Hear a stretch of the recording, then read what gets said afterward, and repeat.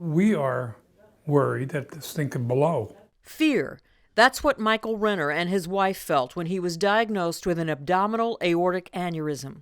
It was life or death. The walls of his artery weakened, creating a balloon-like bulge in the part of the aorta that runs through the abdomen. Eventually, it could rupture. Just 20% of patients survive, but if caught early, a rupture can be prevented. We put wires and catheters that allow us to fix the aneurysm from the inside.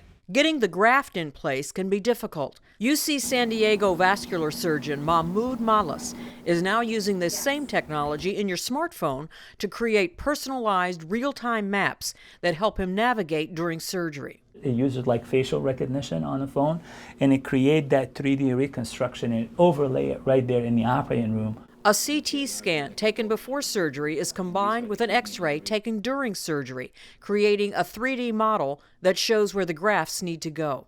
We can directly go into that red circle and get into the vessels much faster. Think of it as a GPA that guide you to navigate through the patient anatomy to get into these vessels. Half the amount of dye and radiation is used. Surgery time is cut by half.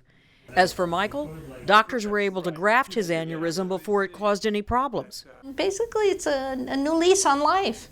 He and Elaine are ready to get on with life with their grandkids. I'm Marty Salt reporting.